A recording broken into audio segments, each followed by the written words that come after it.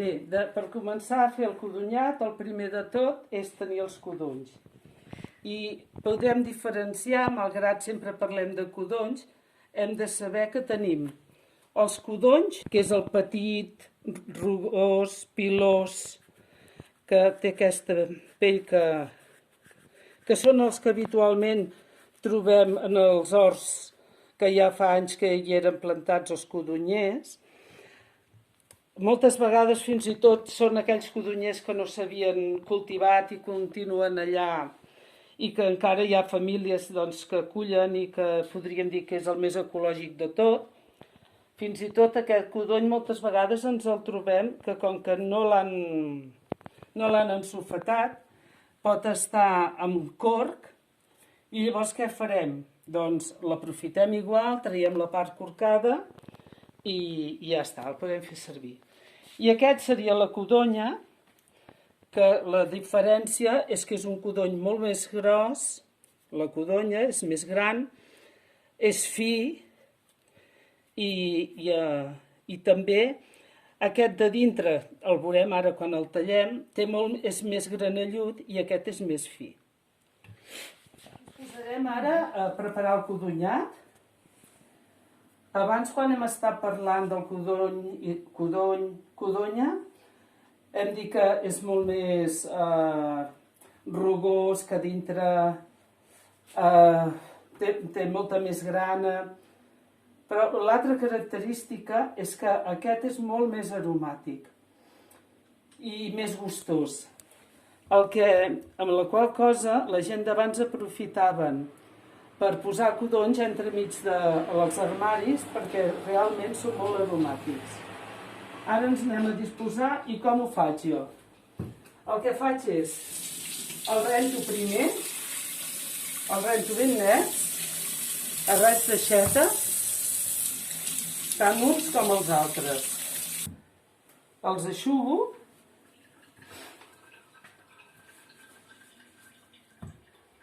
Aquí comencem a tallar i com hem comentat, el codony seria millor pelar-lo, però sempre que el trobem bastant íntegre podem deixar-lo a mínim que d'allò, que no el veiem imperfeccions i així el tallem. Aleshores, tant és que siguin codonys com codonyes, haurem de treure aquesta part de dintre. I aquí, a mi personalment, aquesta zona que és molt rugosa, que després trobes uns grans molt grans, a mi no m'agrada trobar-los. I com podeu veure, soc molt generosa traient la part dura, perquè m'agrada una confitura fina. Si veiem el codony ja s'està oxidant només del moment, encara haurem de fer-ho més, de treure-ho. I una manera de saber és passant el dit, trobem si la mida és la correcta o no. Aquest, per exemple, és molt i molt rústec. En aquest cas, el codony aquest està una mica més deshidratat. Això hauré de tenir-ho en compte. En el moment, potser hi hauré de posar una miqueta d'aigua per aconseguir que en la maceració surti més o menys el líquid que jo vull. Continuaríem i aniríem fent. Més o menys, si veieu, jo no el faig gaire gruixut, els talls no els faig massa gruixuts, perquè trobo que després és més còmode per coure. Farem aquest últim. I què faríem? Per quilo de codony, el mínim per fer, si ho volem que se'ns prengui, que ens quedi un codonyat ferm, doncs el mínim és 650 de sucre. I també hi tiraríem el suc de 2 llimones. 2 llimones, una... A veure, el que volem és que se'ns fongui el sucre i ens ajudi. Dependrà del suc de la llimona. Hi ha llimona que té molt suc i d'altra que no en té massa. Jo en aquest cas treballaria amb aquestes dues llimones. El codony s'espesseix en part perquè una de les característiques és que té molta pectina. La pectina és astringent, però és que la llimona també té molta pectina i també és astringent. O sigui que si no ens molesta la mica de l'àcid, tot ens ajuda a que sigui més ric en pectina i espesseixi més. De codony o de codonyat, mínim 650 de sucre si el que volem és que ens quedi ben pres, i el suc de dues llimones, depenent de lo gran que sigui. Si veiéssim que realment el codony és molt ressec, sempre tindríem l'opció de tirar-hi una micarrona d'aigua, per ajudar a que s'humitegi més ràpid i es fongui. Quan hem fet això, el remenem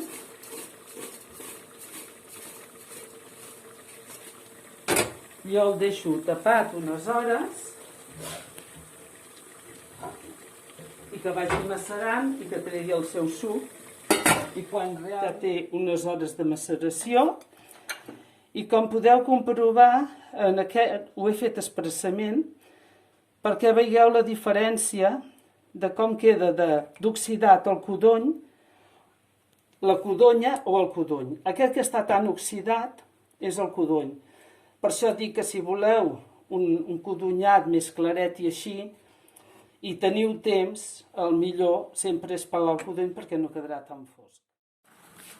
Ara ja el portem a ebullició i veiem que bona part del color oxidat que tenia, jo suposo que deu ser per efecte de la llimona i la temperatura i així, bona part d'aquest marxa bastant aquell color fosc.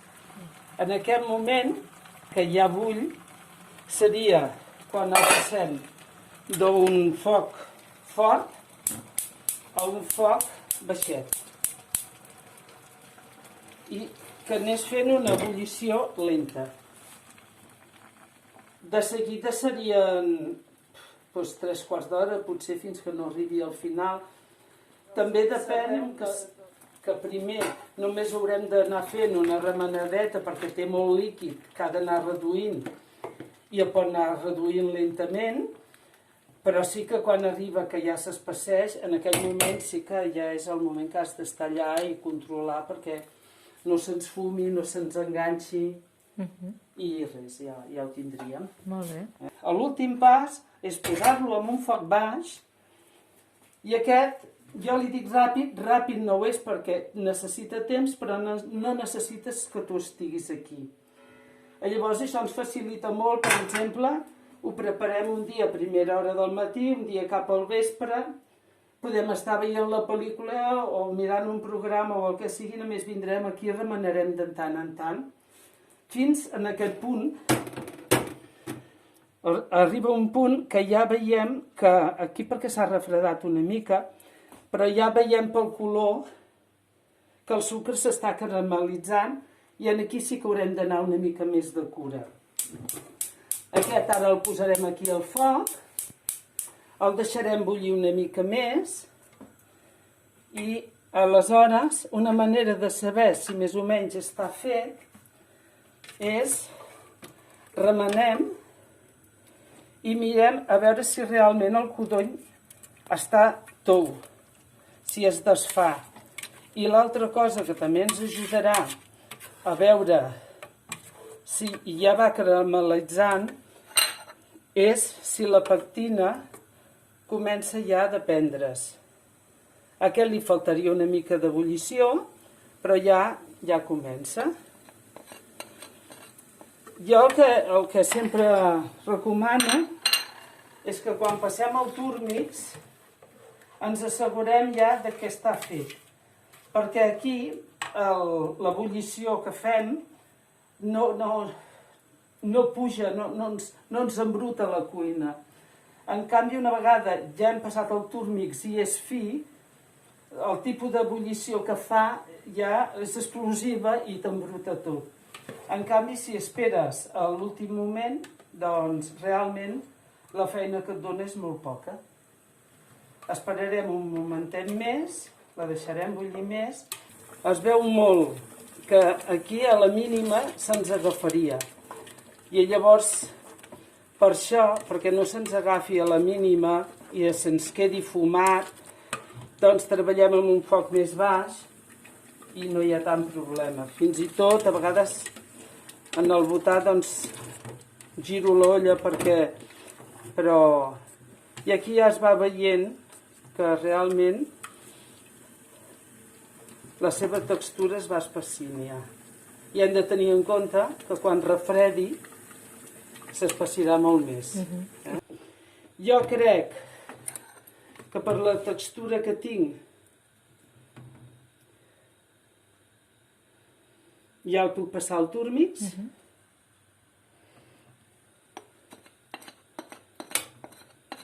Anem a passar el túrmix. Jo soc molt aquests túrmix doncs, que no tenen la força d'un industrial. Sí que és bastanta estona la que vaig passant perquè, com he dit, m'agrada que quedi molt finet.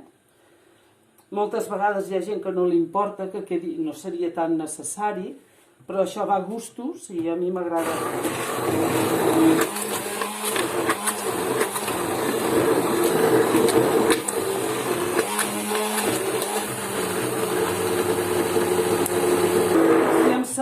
Que és massa clar, aprofitaria aquesta estona que vaig passant al túrmix per tenir el foc obert i que es acabés de treballar. Perquè en aquest moment, a l'estar passant al túrmix, doncs ja no tinc perill de que s'enfumi o de que s'enfumi. Si veiem, la textura és ja molt compactada, el caramel s'ha ben caramelitzat i ara en aquest moment doncs, ja podrem començar d'abocar-ho en el lloc que vulguem.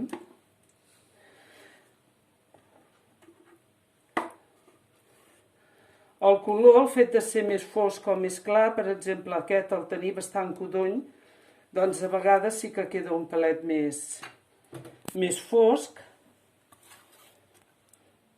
I si fos tot codonya, doncs seria un pelet més clar.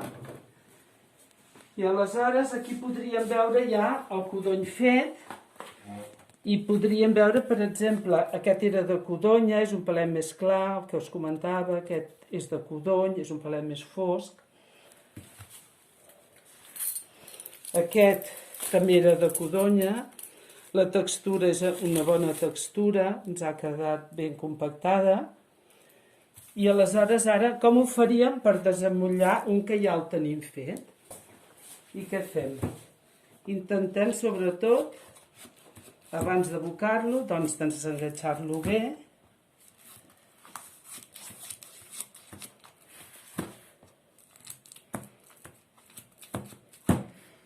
I mirem a veure si realment tenim la impressió que es desenganxarà bé.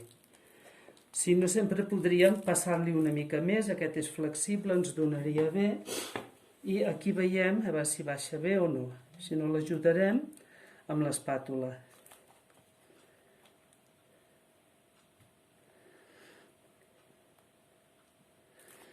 Crec que ja baixarà, i si no, li donarem una mica més al lateral, aquí al mig.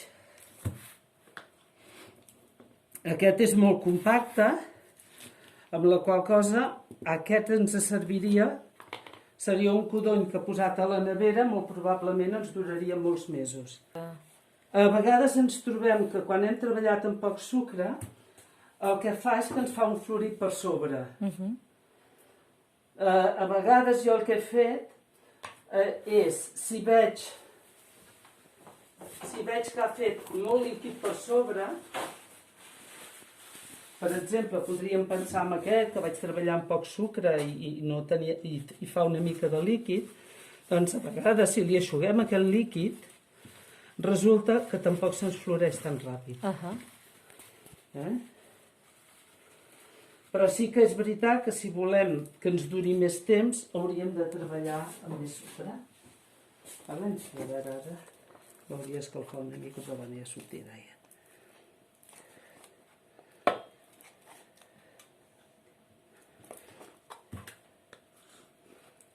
Ara. No se'n queda cap. Oh, mira que maco. Vale? I ja el tenim.